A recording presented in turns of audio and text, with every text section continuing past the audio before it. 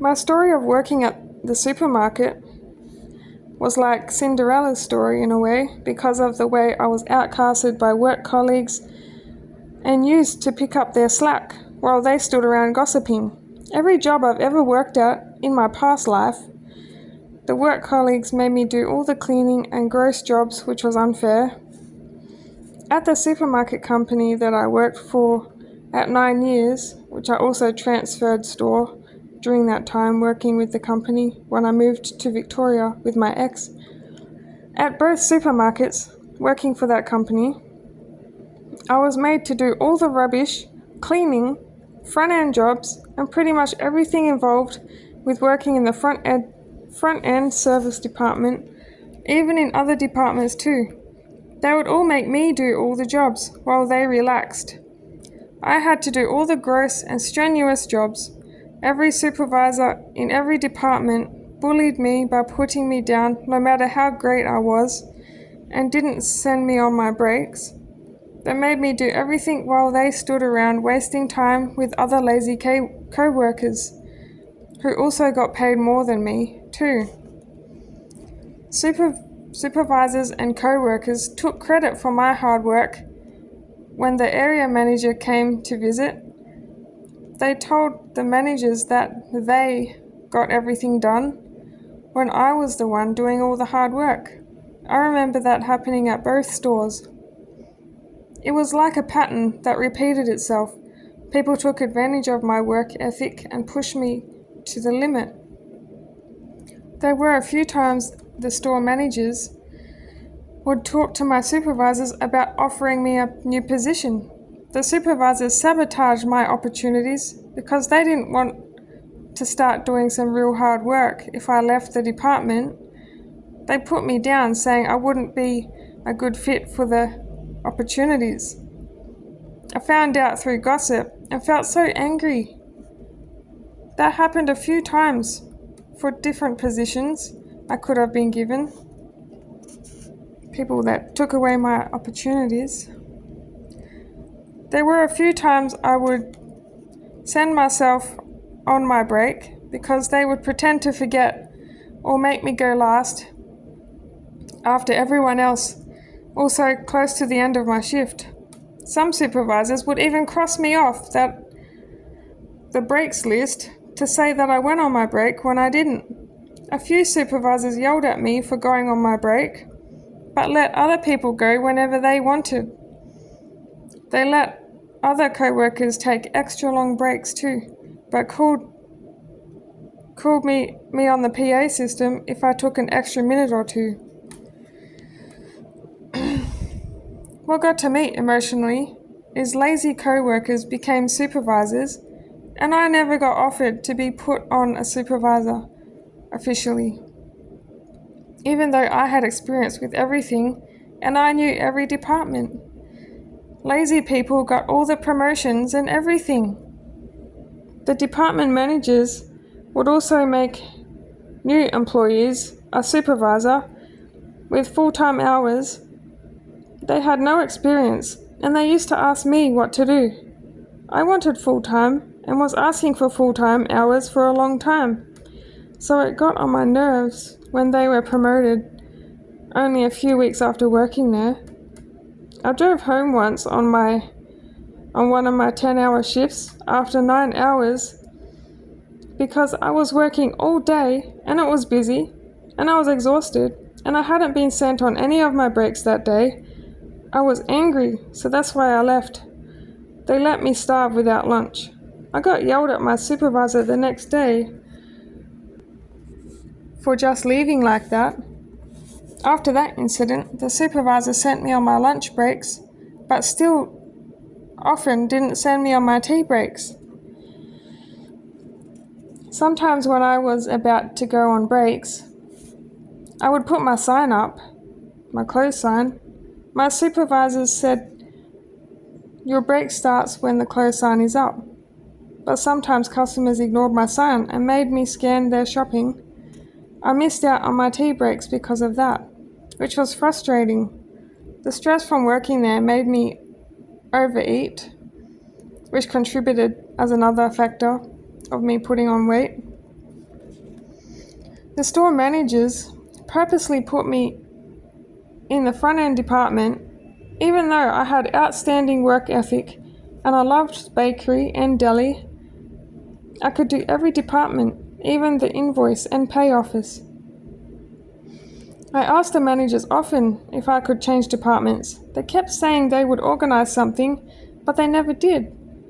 If I did help other departments, front end would call me back again when they didn't even need me.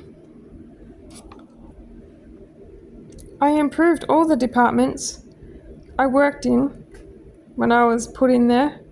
I was intelligent and had a high work ethic. I worked out simpler ways to do tasks and how to order things so the shelves were never empty.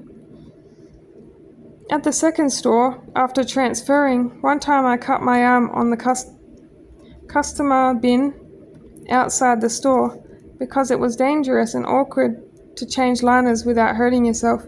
The supervisor didn't even care. She still made me do bins every single shift and didn't share the workload around fairly. She was the type of girl that would cry if she got a splinter. She loved hanging with the lazy co-workers at the front desk, watching me do all the work. They had breaks together too, which you're not meant to do because we only had a certain number of staff on to serve customers. I used to get threats from customers all the time at both stores I worked at for that company. I was just doing my job. A lot of customers hated me and took out their anger on me. I could write another whole book on that. Verbal abuse I got from customers in the workplace. That's how bad it was. In the first few years of working for the company, I used to get upset and shocked when customers would be verbally abusive. Then I got used to it, which is sad to say but true. I became resilient, but it also damaged my view on humanity. I thought people were horrible creatures.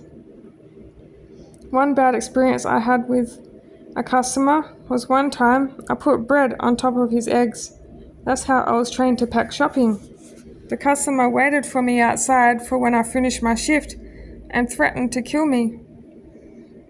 A week later, he got calmer though. He got stabbed, but he survived. He learned his lesson, I guess. The first store I was at with that company was in Katanning, with a large population of multicultural people, which I mentioned before. There were a handful of people that were nice, but people got bored in that town. There was nothing to do or anything close by either. Just more secluded rural towns. It was hot there as well, so the heat made people angry. What people did in that town to pass time and help with boredom was get drunk and take drugs. They came to the store, causing trouble and being abusive. A lot of them didn't give eye contact or even say hello while coming through the register, because in their culture, they are the only people that matter, and everyone else doesn't matter.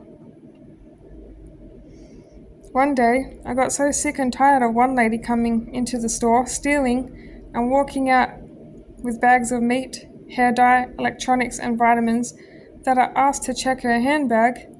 She started yelling at me, and I screamed at her to get the F out and never come back. I was so scared I would get fired, but nothing happened, luckily. One time, the same lady told me to stick my hand in her handbag with used needles because I asked to check it. I've had so many similar experiences where I got abused for asking to check people's bags. I got called all kinds of things, and some of them made a huge scene and got the manager involved, which nothing got resolved from, so it was a waste of time for everyone. I used to witness thieves stealing every day. It made me so angry and stressed out. In the first few years seeing it happening, the thieves literally just walked out the door with full bags of stolen goods. The stores used to lose $6,000 to $10,000 a week in theft. That was back then, so it's probably a lot worse now. which the company claimed with insurance anyway. The good customers used to get mad seeing the theft happen because they were spending their hard-earned money to buy their shopping, so they felt it wasn't fair, and that we should somehow stop the theft. A few times I chased customers down the street. I was the one who got in trouble. I chased a few customers down at both stores. They got away and didn't get caught. I was just mad. The security guards were useless, just sitting around, and police always dropped cases. So the customers kept coming back and stealing, even if they were banned from the store. We were not meant to do anything about it, especially if they were of a cultural background. The thieves would use the racist card against us quite a lot when we confronted them. One method the thieves would try is loading up 3 trolleys and taking the first 2 trolleys to their car when it came to pay. They ran off and didn't pay. They were smart and cunning. The supervisors did nothing about the theft, but if I didn't tell the supervisors of the customers that were stealing and just let them steal, then I would get lectured on how we are meant to check bags. So whatever I did, I was in the wrong. Towards the last few years working there, thieves would steal, and I shrugged it off and kept my inner peace. If I checked bags and got abused or threatened by customers, supervisors didn't back me up. They just expected me to get on with it and keep accepting more abuse.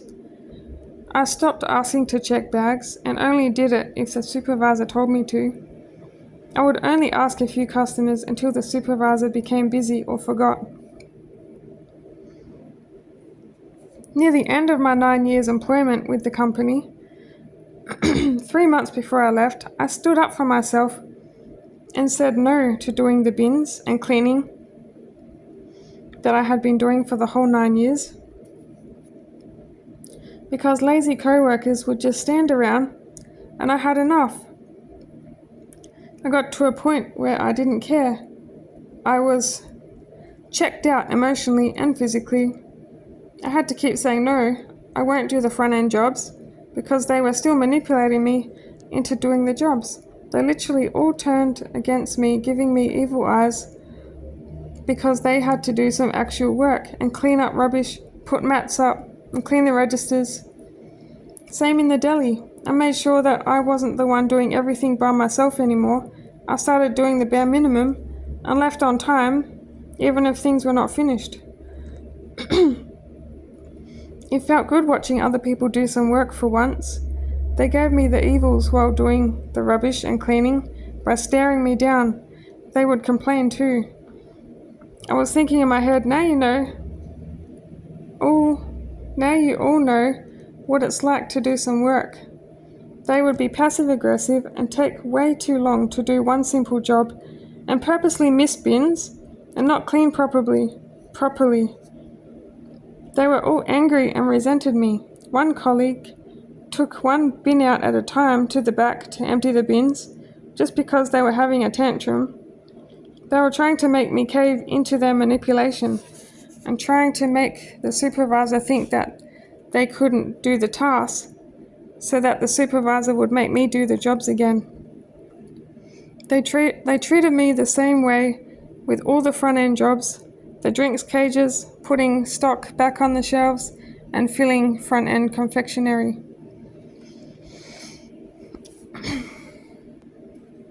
Front end would also make me do the drinks cages every time I was working.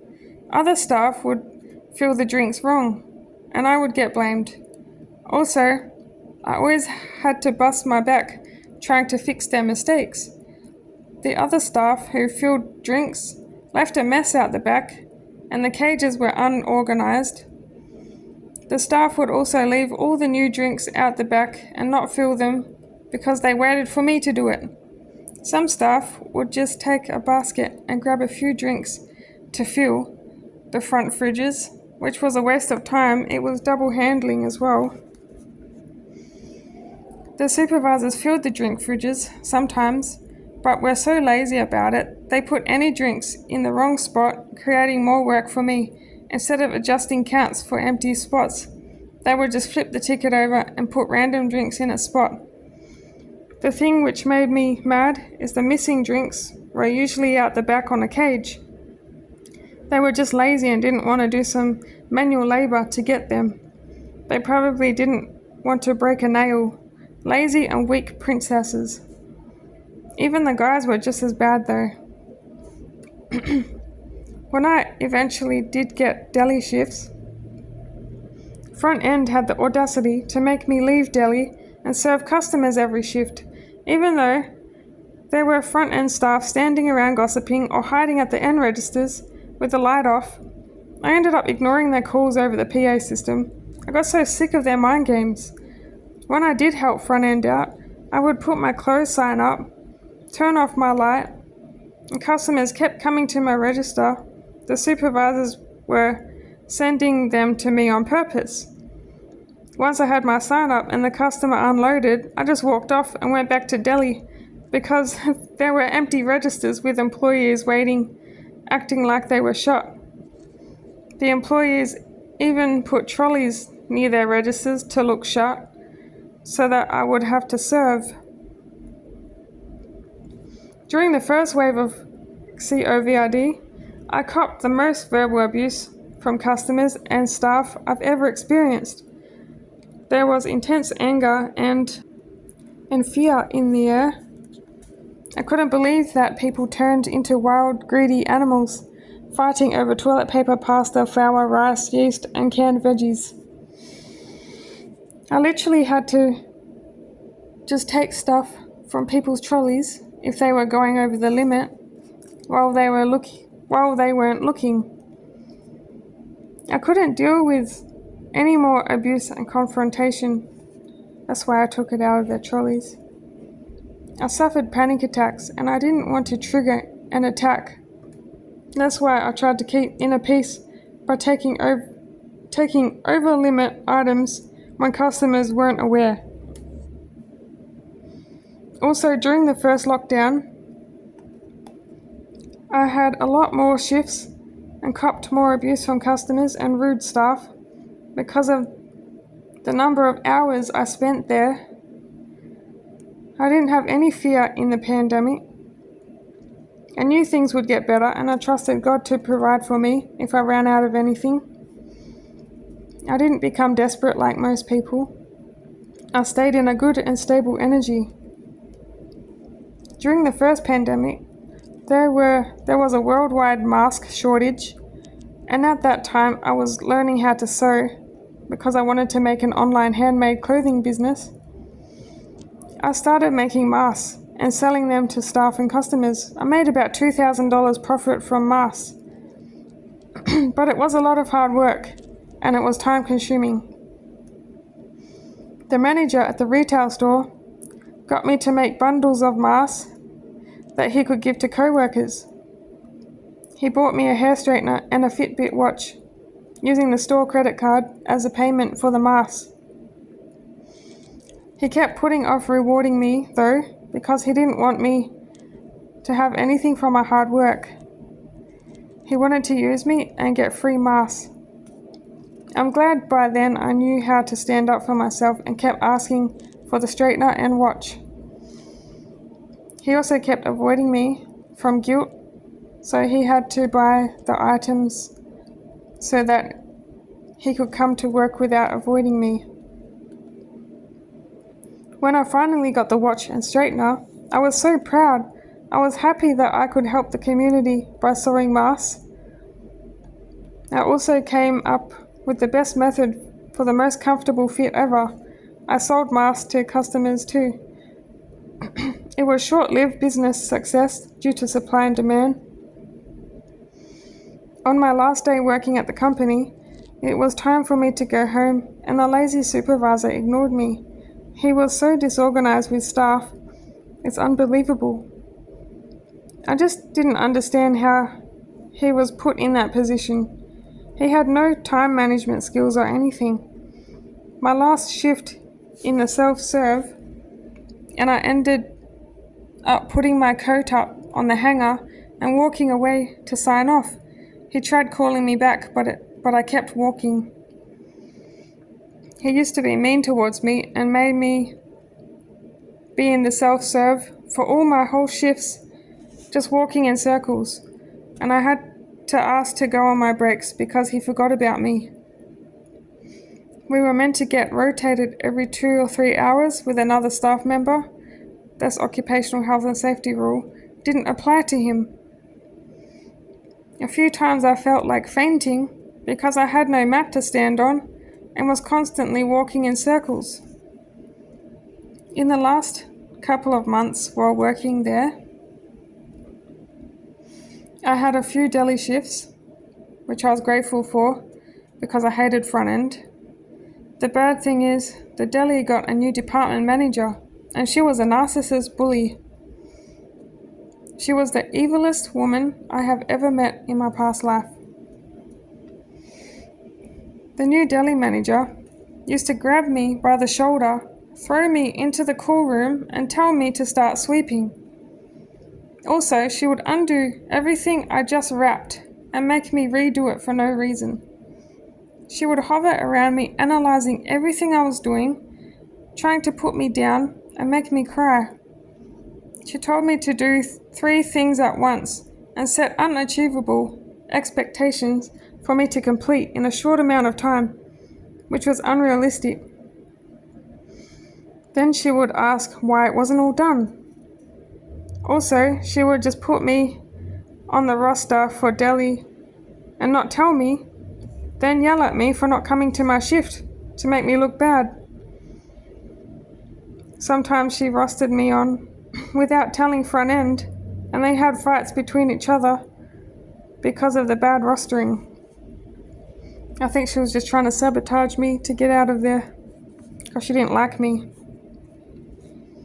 Once I was finishing up my shift on front end, ready to go home after a long day, she yells, "You're in deli now for 2 hours, okay? Didn't you know that?" I said, "No, I'm not. I'm going home." Then she glares at me, complains to management that I'm not doing the shift and that I'm causing trouble, and that no one will be in deli to close it. She's the manager. She should stay back and close deli. I ended up not doing it. She took it out on me the next day in deli, being rude to me in front of customers too. All I could think was, I hope I find a new job. Going back a bit, there was a time in the deli when I did get more shifts. When we had our previous deli manager, while I was in that department, a co-worker I worked with was talking nasty things about a front-end co-worker. She was nice to her face right in front of me, so I let the other co-worker know what she was saying and how she was mocking her behind her back.